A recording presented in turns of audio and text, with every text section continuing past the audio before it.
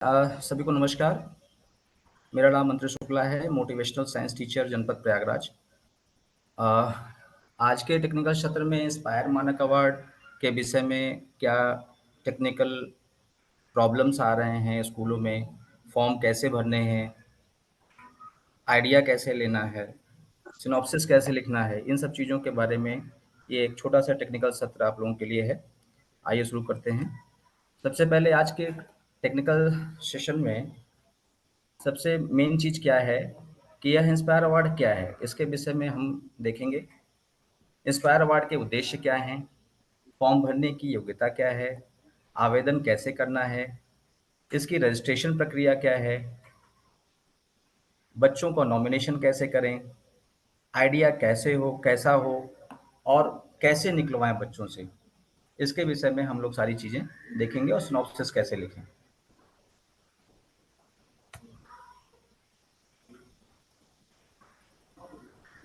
ठीक है।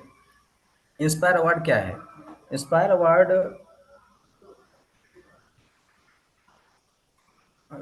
Sir slide आगे बढ़ रही है मेरी।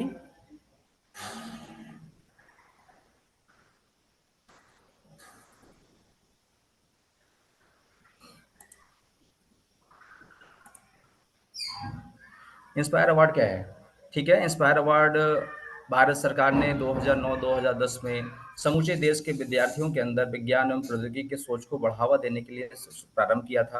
प्रदेश के सभी सरकारी एवं निजी विद्यालय, चाहे सरकारी विद्यालय हों अथवा निजी विद्यालय हों, भारत सरकार के विज्ञान और प्रौद्योगिकी विभाग द्वारा इंस्पायर्ड अवार्ड ऐप जो निकलता है उसमें ये अप्लाई कर सकते हैं।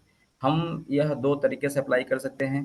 पहला तो वेबसाइट पे जा करके, जो ये वेबसाइट दिया हुआ है, ठीक है, inspire award dot G S T DST.gov.in, और दूसरा इंस्पायर अवार्ड ऐप आता है, वहाँ पे जा करके इसको कर सकते हैं।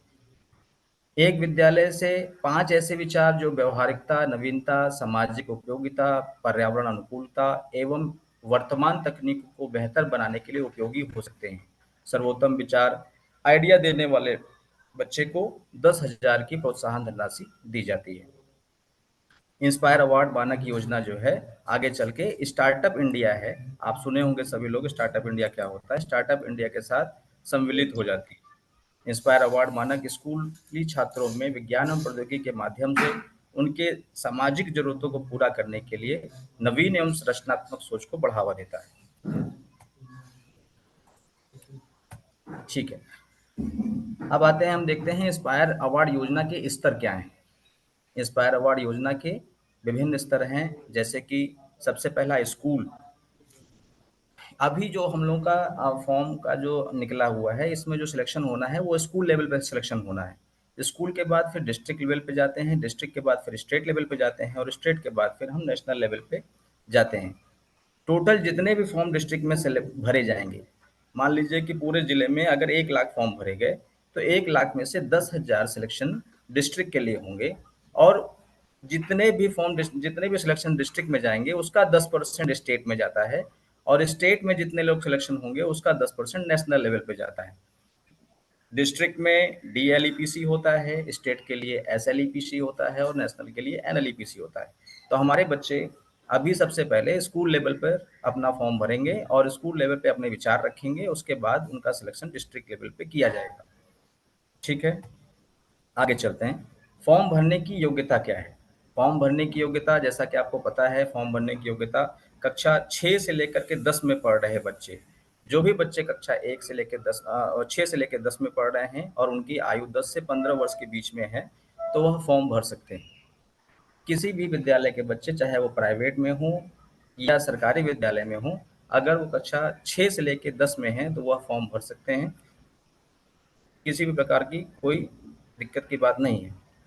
अब हम आते हैं, आवेदन कैसे करना है। आवेदन कैसे करना है? आवेदन आवेदन के लिए आप, दो चीज़ें हैं, दोनों जगह से आप कर सकते हैं। पहला तो है आपका ये इंस्पायर मानक वेबसाइट है। आप वेबसाइट में जाइए, गूगल में जाइए, गूगल में डालिए इंस्पायर मानक। जैसे ही आप इंस्पायर मानक डालेंगे, सबसे पहला आपको इंस्पायर मानक का वेबसाइट खुल जाएगा। उस वेबसाइट में आप इस तरह से खुलेगा और उसमें डाल सकते हैं। दूसरा ये है कि इंस्पायर मानक का एक प्ले स्टोर से गूगल ऐप डाउनलोड कर सकते हैं, उसमें जाकर के आप फॉर्म भर सकते हैं। नेक्स्ट प्रक्रिया आती है रजिस्ट्रेशन कैसे करें। यदि आपके पास पहले से लॉगिन आईडी और पासवर्ड है तब कोई दिक्कत नहीं है। बहुत सारे स्कूल ऐसे हैं जिन्होंने पहले से ही अपना लॉगिन आईडी पासवर्ड बना रखे हैं। पूर्व के वर्षों में भी उन्होंने आवेदन किया था, उनके पास लॉगिन आईडी पासवर्ड है। उनके लिए प्रक्रिया बहुत आसान है, वो सीधे वहाँ पे जाएं और अपना यूज़र नेम डालें, पासवर्ड डालें और कैप्चा डालें। उसके बाद उनका सारा प्रोसेस आ जाएगा और वो फॉर्म भर सकते हैं। दूसरी जो समस्या लोगों के पास आती है कि यदि आपके पास लॉगिन आईडी पासवर्ड नहीं है तब क्या करें। बहुत सारे ऐसे विद्यालय हैं जिनका रजिस्ट्रेशन इस बार पहली बार कर रहे हैं। जब पहली बार कर रहे हैं तो उनके पास लॉगिन आईडी पासवर्ड नहीं है, उन्हें पता नहीं है क्या करें।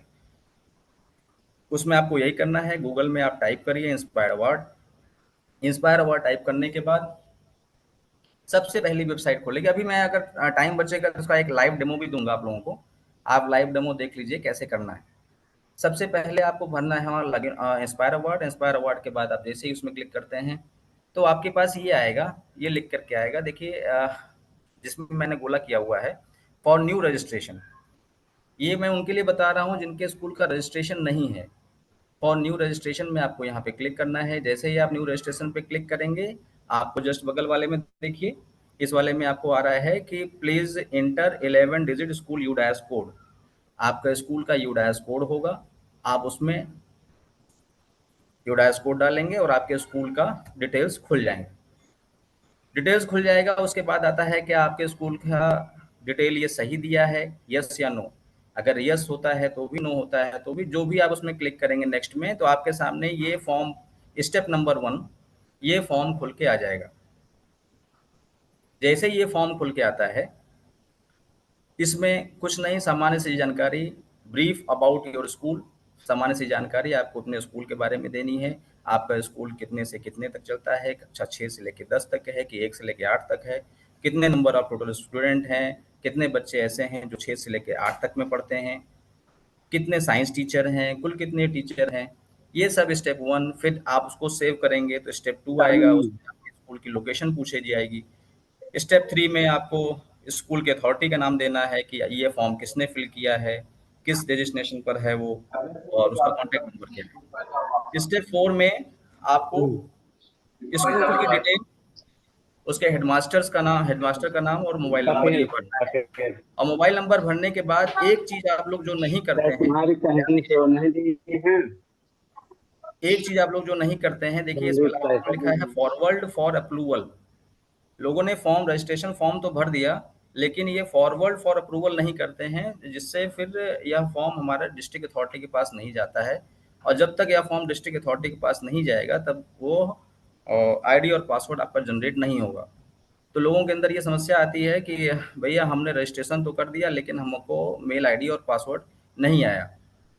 तो ऐसी स्थिति में आपने यही फॉरवर्ड फॉर अप्रूवल नहीं किया। जब आप फॉरवर्ड फॉर अप्रूवल करेंगे तभी यह फॉर्म डिस्ट्रिक्ट अथॉरिटी के पास जाएगा और डिस्ट्रिक्ट अथॉरिटी आपके मेल आईडी पर आईडी और पासवर्ड भेजेगा। ध्यान ये रखिएगा कि जब भी इसमें आप मेल आईडी अपनी डालें तो मेल आईडी वही डालें जो कि आपकी मेल आईडी बिल्कुल सही हो और आप एक्टिव हो और उसको रेगुलरली यूज़ कर रहे हैं। ऐसी मेल आईडी ना डाल दें कि आपने उसको कभी खोला ही नहीं है, तो मेल आईडी पे पासवर्ड जाएगा तो फिर आपको उसको एक्सेस करने में दिक्कत होगी। Next, after completing registration process, जैसे ही आपका रजिस्ट्रेशन प्रोसेस कंप्लीट हो गया तो उसके बाद आपको एक एक्नॉलेजमेंट जनरेट होगा। देखिए ये हमारा किनारे वाला सबसे ये एक्नॉलेजमेंट है, ये एक जनरेट होगा और उसमें सब आपका लिखा रहेगा कि एप्लीकेशन कोड नंबर ये है, आपके स्कूल का नाम क्या है, स्कूल का मेल एड्रेस क्या है, स्कूल का एड्रेस क्या है, सब कुछ इसमें लिखा रहेगा। एक्नॉलेजमेंट आने के बाद 24 घंटे बाद आपको एक मेल आएगा। देखिए मेल का भी है, बीच वाला जो आपको दिख रहा है इसमें मेल आएगा, उसमें आपका यूजर आईडी ऐसे लिखा रहेगा और पासवर्ड का लिंक आएगा। ये एक लिंक देखिए नीचे जहाँ मैंने गोला बनाया है उसमें एक पासवर्ड का लिंक है। तो बहुत सारे लोग कह रहे थे कि सर ये इतना लंबा पासवर्ड इसको कैसे टाइप करेंगे। तो इसको आपको टाइप नहीं करना है, इस लिंक को आप जैसे ही क्लिक करेंगे तो एक नया पेज खुलेगा। देखिए ये तीसरे नंबर वाला पेज मैंने लगाया है। जैसे इस लिंक को आप क्लिक करेंगे वैसे एक नया पेज खुलेगा। इसमें पासवर्ड आपको बनाना पड़ेगा, पासवर्ड आपको बनाना पड़ेगा। जब आप पासवर्ड बना लेंगे, दूसरा इसमें एक चीज़ ध्यान देने वाली बात ये है कि पासवर्ड आपको केवल 8 डिजिट का बनाना है, केवल 8 कैरेक्टर उसमें रहेंगे। जैसे कुछ भी चीज़ आपको लिखनी है तो अब बस केवल 8 डिजिट का, पता चला लोगों ने 10-10 डिजिट के रख लिए और उसमें केवल 8 डिजिट लिया। एक मैडम थी, उन्होंने बताया कि सर हमने 10 डिजिट का बनाया था, तो उनका पासवर्ड तो मैंने बनाया लेकिन वो फिर भी नहीं खुल रहा है। तो मैंने उनसे कहा कि मैडम आपने 8 डिजिट ही डाली है, उसके बाद वो खुल जाएगा, तो उसके बाद वो खुल गया। तो इसमें ध्यान ये रखना है कि पासवर्ड केवल आपको 8 कैरेक्टर का ही बनाना है। नेक्स्ट, आपने सब कुछ सही किया, मेल आईडी सही डाली, रजिस्ट्रेशन भी कर लिया, और फिर भी आपका लॉगिन आईडी पासवर्ड का मेल नहीं आया। बहुत सारी समस्या ये है कि सर हमने रजिस्ट्रेशन भी कर लिया, सब कुछ हो गया मेरा, लेकिन अभी तक मुझे मेल नहीं आया, तो हम क्या करें? ऐसी स्थिति में ये एक फॉर्मेट है, चाहे तो आप इसका फोटो खींच लीजिए, चाहे इसका स्क्रीनशॉट ले लीजिए।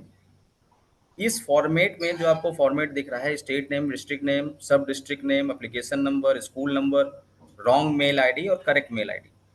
मेल तभी नहीं आता है जब आपने कोई गलत मेल आईडी भर दी है, तो फिर से उसको रॉन्ग मेल आईडी और करेक्ट मेल आईडी भर के उसको भेज दीजिए, और किस पे भेजना है ये देख लीजिए।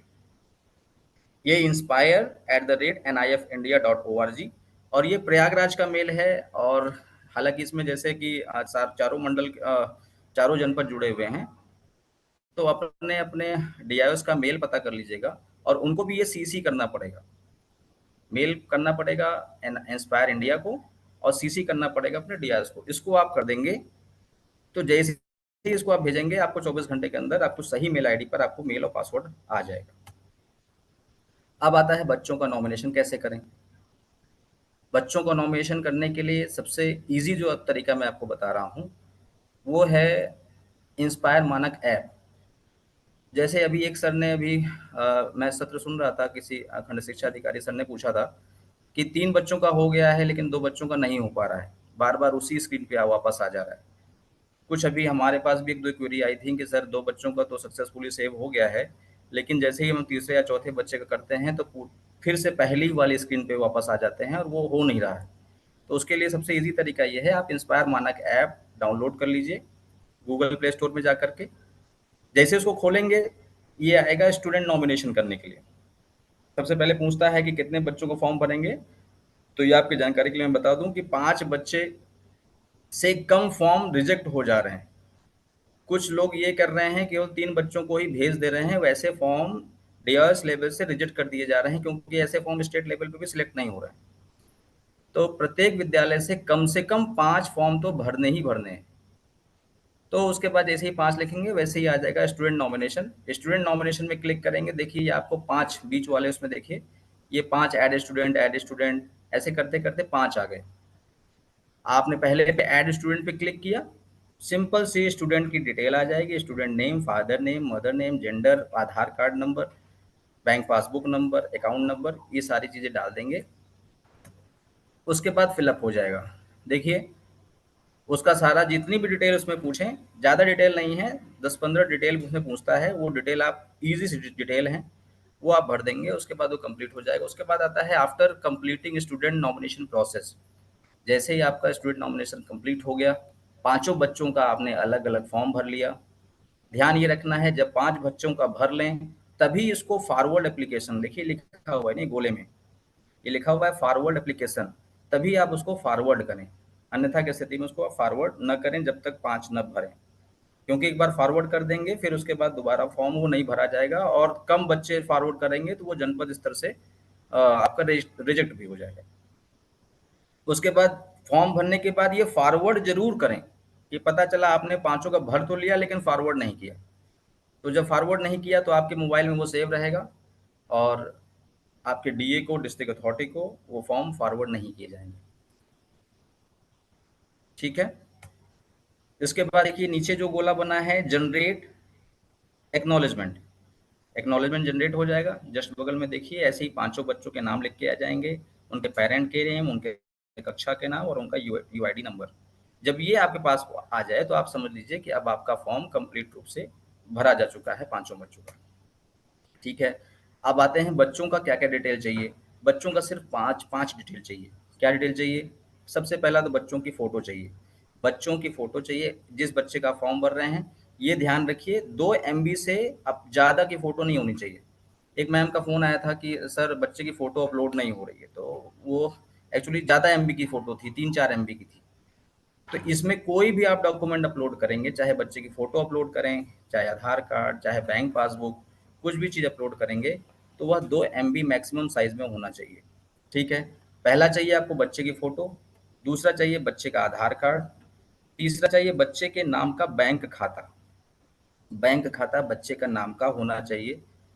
अ, कुछ जगह से मुझे ये भी सूचना प्राप्त हुई कि उन्होंने उनके पिताजी का भी खाता डाल दिया, तो वो भी एक्सेप्ट हो गया और उन्होंने फॉर्म भर दिया। तो फॉर्म तो उन्होंने भर दिया, लेकिन उस बच्चे का आपने नुकसान कर दिया।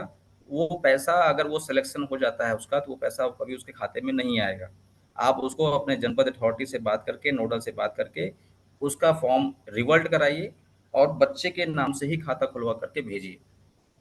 बच्चे के नाम से बैंक खाता होना चाहिए, उसकी पासबुक की फ़ोटो खींच करके 2 एमबी में करके वो लोड होगा, ठीक है? फिर चौथा चीज़ क्या चाहिए, एक पंक्ति में प्रोजेक्ट का शीर्षक। आपने जो बच्चे ने जो प्रोजेक्ट बनाया या इसके जो भी विचार हैं, उसका अंग्रेजी में होना चाहिए। ये ध्यान रखिए कि बच्चे ने कुछ भी बनाया, उसका एक लाइन में टाइटल देना है आपको और वो टाइटल इंग्लिश में होना चाहिए। आपको हिंदी में टाइटल नहीं लिखना है, बिल्कुल ध्यान रख लीजिए, इसको लिख लीजिए कि उसका जो टाइटल है वो केवल और केवल इंग्लिश में ही रहेगा। हिंदी में अगर आप लिखेंगे तो रिजेक्शन का कारण बन सकता है। फिर आपको पांचवी चीज चाहिए, 300 शब्दों में प्रोजेक्ट सिनॉप्सिस। सिनॉप्सिस क्या होता है, अभी मैं इसको आगे बताऊंगा, कैसे लिखना है वो भी बताऊंगा, ठीक है? तो ये 5 चीज चाहिए बच्चे का। इसकी भी स्क्रीनशॉट आप ले सकते हैं और ये 5 चीज तैयार करके आप फॉर्म भर सकते हैं बच्चे का। नेक्स्ट, अब आते हैं प्रोजेक्ट आइडिया, कि प्रोजेक्ट के आइडिया कैसे होने चाहिए, क्या चीज होने चाहिए। देखिए, हम आपको कुछ चीजें दिखा रहे हैं जो कि पहले जनपद लेवल पर और ये नेशनल लेवल पे सारे प्रोजेक्ट सिलेक्ट हो चुके हैं। आइडिया बहुत छोटे-छोटे होते हैं, बहुत छोटे-छोटे आइडिया होते हैं। आपको लगता है कि ये तो बहुत छोटा आइडिया है, पता नहीं ये सिलेक्ट होगा कि नहीं सिलेक्ट होगा। कभी-कभी बहुत छोटे आइडिया भी सिलेक्ट हो जाते हैं और आप जब बाद में लिस्ट देखेंगे तो लगेगा अरे ये तो मेरा बच्चा भी बता रहा था, काश हम भेज दिए होते तो शायद हमारा बच्चा भी सिलेक्ट हो गया होता। देखिए, ये हम कुछ 2-4 आइडिया आपके सामने ही मैंने रखा हुआ है, जो कि नेशनल लेवल पे सब सिलेक्ट आइडिया हैं। देखिए, ये एक बच्चा है जो एक प्लायर बनाया हुआ है। ये देखिए सबसे पहला बच्चा, ये गैस सिलेंडर खोलने के लिए एक प्लायर बनाया है कि इससे गैस सिलेंडर को वो जो धागा होता है वो खींचना नहीं पड़ेगा और आसानी से गैस सिलेंडर खुल जाएगा। तो इस बच्चे का देखिए सिलेक्शन नेशनल लेवल पे हो गया। ये देखिए, एक लड़की है गांधीनगर गुजरात की, इसने एक स्कूलों में बताया है कि ड्रेनेज सिस्टम और पानी वो जो टैप सिस्टम होता है वो क्या होता है। हम लोग के स्कूलों में क्या है कि एकदम सीधा होता है, चाहे छोटा बच्चा हो चाहे बड़ा बच्चा हो, और पानी वो सब सीधे एक ही जगह पीते हैं। इसने बताया कि पानी का थोड़ा-सा लेवल बड़े बच्चों के लिए ऊँची हाइट पे, थोड़ा-सा छोटे बच्चों के लिए उससे कम हाइट पे, 3 जगह अगर हम ल नल लगा देंगे, टैप लगा देंगे तो आराम से सारे बच्चे पानी पी लेंगे। तो इसने भी देखिए छोटा-सा आइडिया है और इसका भी सिलेक्शन नेशनल लेवल पे हो गया। तीसरा देखिए, एक बच्चा है, इसने ये बताया कि उड़ीसा का बच्चा है। इसने ये बताया कि जैसे बस में कोई बैठता है, कार में कोई बैठता है, तो अपना हाथ कभी-कभी अपना सर बाहर निकाल देता है और जिससे कि बहुत सारी दुर्घटनाएँ घट जाती हैं। तो बस में एक ऐसा अलार्म लगना चाहिए, जिससे कि जैसे ही कोई खिड़की से हाथ बाहर निकाले या सर बाहर निकाले, तो ड्राइवर के पास एक इंडिकेटर बीप करने लगे कि कोई अ, बस की खिड़की से हाथ बाहर निकाला है। तो वह बस का ड्राइवर तुरंत अपने पैसेंजर्स को अलर्ट कर दे कि आप अंदर हाथ रखिए, इससे दुर्घटना बच जाएंगे। देखिए छोटा सा आइडिया है लेकिन फिर भी इसका सिलेक्शन नेशनल लेवल पर हो गया। देखिए चौथे में क्या किया इसने, वेस्ट बंगाल की है लड़की, इसने क्या किया कि एक ड्रिलिंग मशीन होती है, ड्रिलिंग मशीन से हम जब दीवार में छेद करते हैं तो क्या होता था कि उससे कुछ डस्ट नीचे गिरती थी, ईंटे की डस्ट। इसने बताया कि अगर हम उसी के नीचे एक छोटा सा प्लास्टिक का, देखिए लिखा है इसमें प्लास्टिक का, अ, हम लगा देंगे तो वो जो डस्ट है वो उस कप में गिरेगा, तो नीचे धूल नहीं फैलेगा। छोटा सा आइडिया है, ऑलरेडी ड्रिलिंग मशीन थी, इसने बस कर उसमें थोड़ा सा अटैचमेंट कर दिया और इसका भी आइडिया नेशनल लेवल पे सेलेक्ट हो गया। इसके बाद देखिए, एक बच्चा है, इसने बताया कि रोड में बहुत सारी जगह जाम रहते हैं और अभी हमारे यहाँ लाल और पीली और हरी, ये 3 लाइट का ही प्रयोग किया जाता है। अगर हम एक ऐसी नीली लाइट का प्रयोग कर दें, जो हर 2 किलोमीटर 3 किलोमीटर पे लगा दें, जो कि हमको इंडिकेट करे कि आगे 2-3 किलोमीटर बाद जाम लगा हुआ है। अगर वो नीली लाइट जलती रहेगी, हमको यह पता चल जाएगा कि आगे जाम लगा हुआ है। तो इससे क्या होगा कि जो रास्ते में जा रहा है, वो अपना अल्टरनेट रास्ता खोज सकता है कि आगे भैया जाम लगा हुआ है, नीली लाइट जल रही है, तो हम बगल वाला रास्ता खोज लेते हैं। इससे जाम भी कम होगा और जो आदमी, उनको दिक्कत भी कम होगा लोगों को। देखिए, इसका भी आइडिया सेलेक्ट हो चुका है। देखिए, ये सबसे लास्ट आइडिया देखिए, इसमें मानसी प्रिया हैं झारखंड से, इन्होंने लोगों को चढ़ने में दिक्कत होती थी, उन्होंने एक थोड़ा सा अटैचमेंट लगा दिया कि थोड़ा सा पैर रख के चढ़ेंगे, एक ऐसा अटैचमेंट जोड़ दिया जाए जिससे उनको चढ़ने में दिक्कत ना हो। तो इस टाइप के बहुत छोटे छोटे आइडिया हैं जो आपके भी बच्चों के दिमाग में आ सकते हैं। आप उनको उनके विचार लीजिए और उनको भरवाइए, फॉर्म भरवाइए। आपको लगता है यह छोटा आइडिया है, पता नहीं सिलेक्ट होगा कि नहीं होगा, लेकिन हो सकता है कि उस बच्चे का आइडिया बहुत बड़ा आइडिया हो और वह अपना स्थान जनपद लेवल पर और आगे चल के स्टेट लेवल बनाए। अब आते हैं कि बच्चों के अंदर विचार विकसित करने के लिए क्या करें। नेक्स्ट आता है, बच्चों के अंदर विचार विकसित करने के लिए हम क्या करें। तो आइडिया कैसे निकलवाएं। देखिए, सबसे जरूरी चीज ये है, 3 प्रकार के आइडिया ऐसे हैं जो इंस्पायर में सिलेक्शन का मेन मानक है। 3 प्रकार के आइडिया। सबसे पहला आइडिया, या तो बच्चे कोई ऐसी मशीन बना दें, ऐसा कोई गजट बना दें जो अभी तक बना ही नहीं हो, केवल उनकी कल्पनाओं में हो, ऐसा बन सकता है, वो ऐसा कहते हो कि सर ऐसा कुछ बन जाए, मैम ऐसा कुछ बन जाए तो ये ईजी हो जाए। या तो ऐसा हो कि जो मशीन अभी तक लिखा है ना, ये इसमें an idea of a machine और a gadget which is not available, but the student desire to have such a machine और अ गजेट। जो मशीन अभी है नहीं, लेकिन वो चाहते हैं कि ऐसी मशीन बन जाए, आप उस पर उनके विचार मंगा सकते हैं। दूसरा ये हो सकता है कि an idea of an improvement in an any existing और अवेलेबल मशीन और गैजेट। ऐसी कोई मशीन जो कि वास्तु है, इस समय है, वास्तु वर्तमान में है, लेकिन उसमें कुछ संशोधन की आवश्यकता है। जैसे वो ड्रिलिंग मशीन थी ना, ड्रिलिंग मशीन में उसने थोड़ा सा संशोधन कर दिया और उसका भी सिलेक्शन हो गया। तीसरा आइडिया ऐसा ऐसा हो सकता है कि ऐसा कोई इनोवेशन हो, एनी आइडिया और innovation that can solve a local technological problem. ऐसा कोई आइडिया हो जो कि हमारे जनमानस के चीज़ों को सरल बनाता हो। उन प्रकार के 3 प्रकार के आइडियाज़ का सिलेक्शन होता है। आइडिया सिलेक्शन, अच्छा हम बच्चों से आइडिया निकलवाएँगे कैसे? बच्चों से आइडिया निकलवाने के लिए आप एक छोटा-सा कॉम्पिटिशन करें। अलग-अलग ग्रुप बना लें बच्चों का, छोटा-छोटा ग्रुप बना लें और उनको कोई प्रॉब्लम दे दें कि बच्चों ये प्रॉब्लम है, बताओ तुम्हारे हिसाब से ये कैसे सही हो सकता है? जाम बहुत लगता है, बताओ कैसे हम सही कर सकते हैं? या स्कूल में आपके कोई प्रॉब्लम आ रही हो, या रास्ते में प्रॉब्लम आ रही हो, या आपके बच्चों के खेत खलिहान होते हैं उसमें कोई प्रॉब्लम आती है, आप उनको छोटा छोटा प्रॉब्लम दीजिए। तो जब आप प्रॉब्लम देंगी तो बच्चे जो है उसको आ, सोचेंगे, उसके विषय में विचार पैदा करेंगे दिमाग में, और उन्हीं विचारों को आप बस को लिखवाइए बच्चों से। एक आप आइडिया बॉक्स बना सकते हैं, नेक्स्ट लेवल देखिए, हम आपको दिखा रहे हैं कि आइडिया बॉक्स बना सकते हैं, उसको आप स्कूल में टांग दीजिए। एक छोटा सा कंपटीशन कराइए कि 3 दिन में है आपको और कुछ विचार अपने सोचने हैं, आपको अगल-बगल परिस्थिति में, परिवेश में जो भी विचार आ रहे हों, उसको केवल लिखिए और लिख करके क्या हम नया कर सकते हैं, कुछ नए विचार आप उनसे निकलवाइए, निकलवा करके उनको एक आइडिया बॉक्स में अपने डलवाइए। सारे बच्चों को आइडिया बॉक्स में डाल लेंगे और फिर 3-4 दिन बाद, 5 दिन बाद सारी टीम मिल करके उन आइडियाज़ को पढ़ेगी और टॉप 5 आइडियाज़ को सेलेक्ट करके उन बच्चों के नाम से आपको इंस्पायर मानक आईडी पर भेज देना है। अब आते हैं सबसे जो हमारे टीचर्स के लिए, जो इसमें बहुत सारे हमारे टीचर्स प्रश्न पूछते हैं कि सर सिनॉप्सिस कैसे लिखा जाएगा। सिनॉप्सिस बहुत बड़ी चीज़ नहीं है सर, सिनॉप्सिस बहुत आसान है। देखिए, जैसे कि एक बच्चे का आइडिया है, देखिए आपको मैं फोटो दिखा रहा हूँ, सामने फोटो दिख रही है। एक बच्चे का आइडिया है कि इसने एक ट्रेवलिंग बैग में एक चेयर लगा दी है, travelling bag with a chair. इसमें क्या कहा है कि जैसे यात्री लोग जाते हैं और बहुत भीड़ होती है और चेयर्स वहाँ बहुत कम होती है, सभी लोग अपना बैग लेके जाते हैं, तो अगर उसमें एक चेयर जोड़ दी जाए, ऐसा कुछ अटैचमेंट लगा दिया जाए जिसमें चेयर लगी रहे, तो बस खोल करके उसको बैठ जाएंगे, उनको बैठने की सुविधा मिल जाएगी। तो इनका ये भी आइडिया जो है नेशनल लेवल पे सेलेक्ट हुआ और अच्छा रहा। तो इसमें देखिए टाइटल क्या लिखा है, travelling bag with a folding seat, छोटा सा title, travelling bag with a folding seat, ये लिख दिया।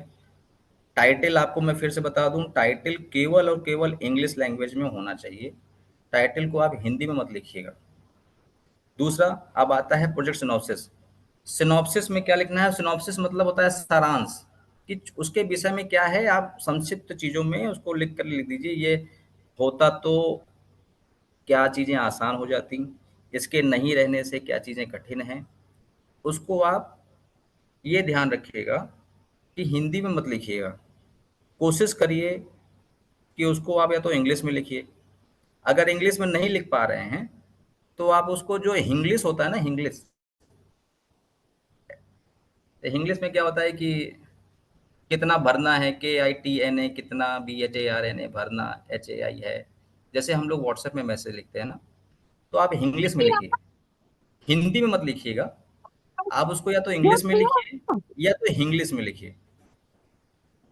इसमें आप प्रोजेक्ट टाइटल, प्रोजेक्ट का सिनॉप्सिस जो है 300 शब्द में लिखना है।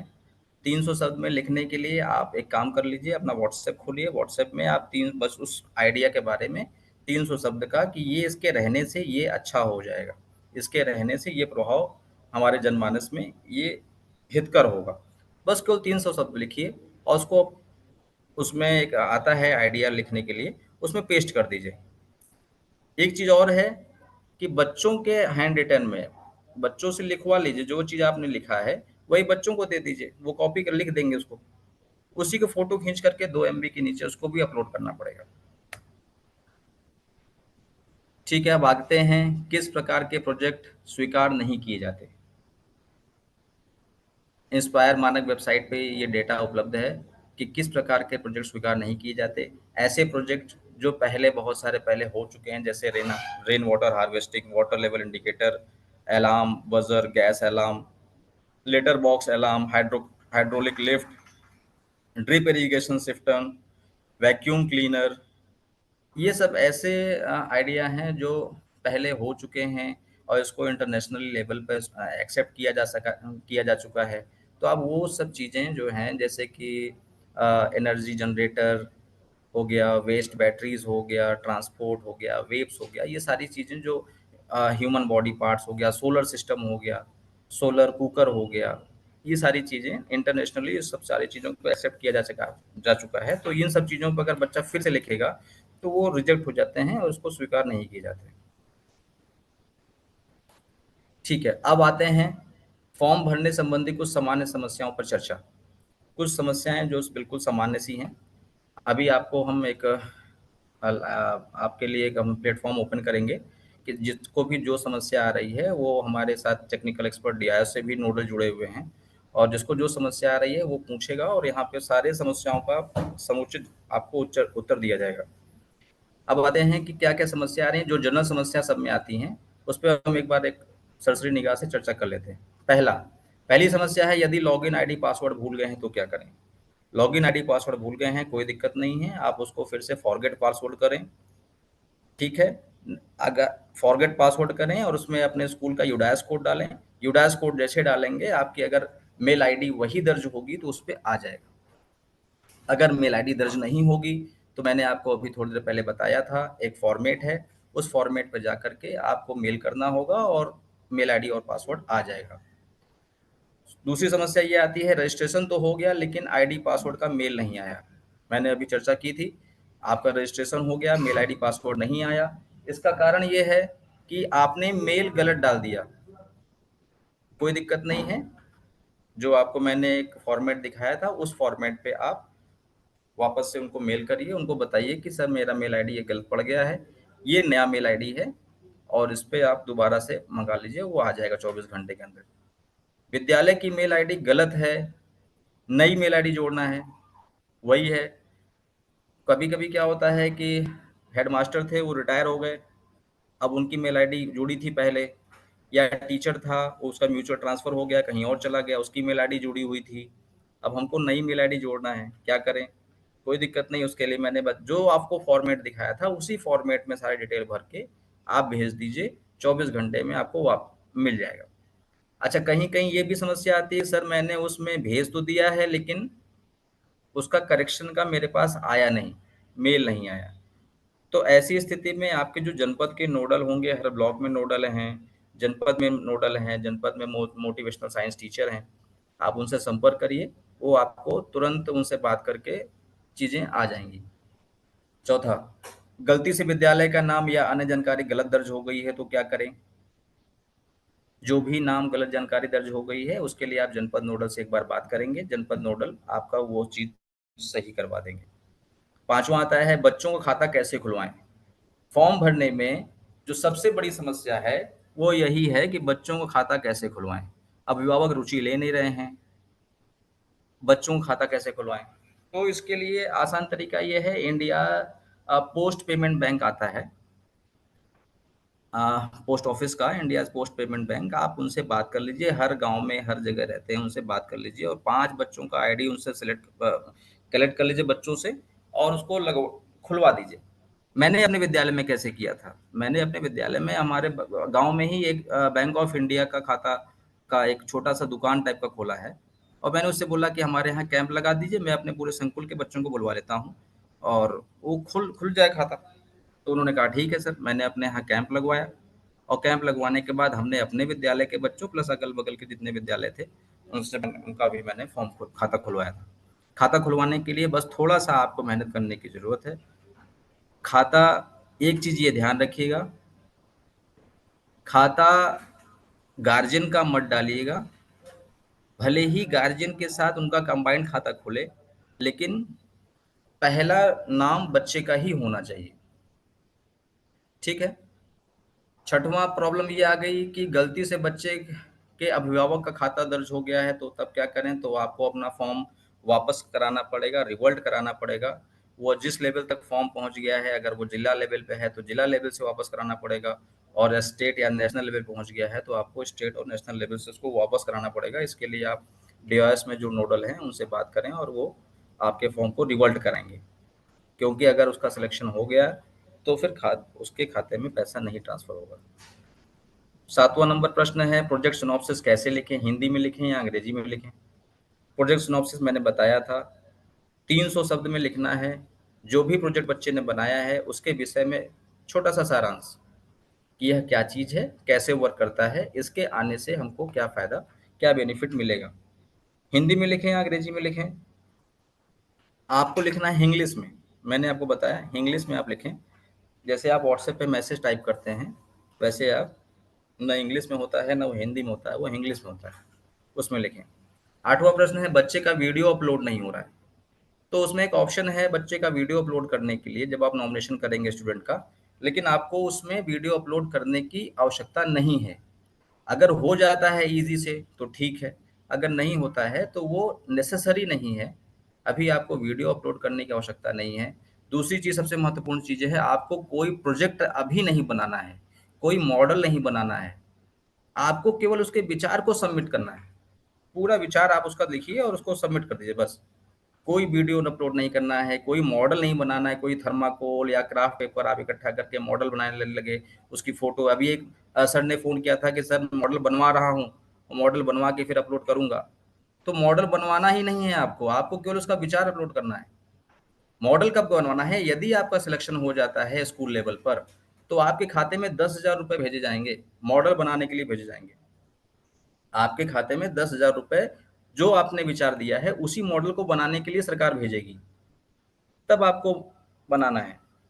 तो 8वां प्रश्न था, वीडियो अपलोड नहीं हो रहा है, कोई आवश्यकता नहीं है, कोई ऑडियो वीडियो कुछ अपलोड करने की आवश्यकता नहीं है, नहीं हो रहा है छोड़ दीजिए, उसके बिना भी फॉर्म सबमिट हो जाएगा। 9वां प्रश्न था, क्या 5 बच्चों से भी कम फॉर्म भर सकते हैं? बिल्कुल नहीं भर सकते, 5 बच्चों से कम बिल्कुल फॉर्म नहीं भर सकते। इसका स्टेट लेवल से भी अभी एक कुछ दिन पहले एक यूट्यूब सेशन हुआ था, उन्होंने भी बिल्कुल मना कर दिया कि 5 बच्चों से फॉर्म फॉर्म स्वीकार नहीं किए जाएँगे, 5 बच्चों का भरवाना ही भरवाना है। अच्छा, 10वां क्वेश्चन ये था कि स्कूल में साइंस टीचर नहीं है तो कैसे करें? तो बहुत सारे स्कूलों से ये चीज़ें आ रही निकल के कि सर हमारे स्कूल में साइंस टीचर नहीं है, साइंस टीचर थे तो उनकी कहीं ड्यूटी लग गई, वो कहीं सीसीएल पे चले गए, मेडिकल पे चले गए, तो फॉर्म कैसे भरें, कौन भरेगा? इसमें साइंस टीचर की आवश्यकता ही नहीं है, इसमें बच्चों के विचार की आवश्यकता है। और बस केवल आप उनको गाइड करिए, मोटिवेट करिए। आपकी वजह से अगर आप एक बढ़िया से गाइड बन करके बच्चों को गाइडेंस दे देते हैं, एक मोटिवेटर बन के बच्चों को मोटिवेट करते हैं, तो बच्चा कहीं एक अपनी पहचान बना सकता है। स्कूल में साइंस टीचर की इसकी में कोई ज़रूरत ही नहीं है, उसमें साइंस का कोई लॉजिक नहीं लगना है। केवल उनके विचारों को उनसे लेना है और आपको फॉर्म में भर के जमा कर देना है। तो एक आप सभी से यह निवेदन है कि एक स्कूल में टीम की तरह, टीम भावना के साथ सभी आप टीचर तो मिल मटेरियल तैयार कराइए। सभी टीचर्स मिल जो करके देखिए फॉर्म से भरवाएँ। कुछ नहीं बना। हाँ, तो देखिए ये एक बार देख लीजिए आप, एक ये ठीक है, बहुत-बहुत धन्यवाद सर। और ये हमारा नंबर है हमारे जनपद प्रयागराज का। ये नंबर है, हम लोग 24/7 उपलब्ध हैं, चाहे जब आप लोग फ़ोन करें आपकी पूरी मदद की जाएगी। कोई भी टेक्निकल प्रॉब्लम आ रही है, फॉर्म भरने में किसी भी लेवल पे कुछ भी समस्या आ रही है, तो हम लोग उसको यहाँ से रिज़ॉल्व कराने के लिए पूरी तरह से प्रतिबद्ध हैं। आप इसका भी स्क्रीनशॉट ले सकते हैं और किसी भी नंबर पे कभी भी फ़ोन कर सकते हैं। Thank you sir, thank you very much. अब किसी को कोई समस्या आ रही हो तो पूछ सकता है। बाकी सर, थैंक यू।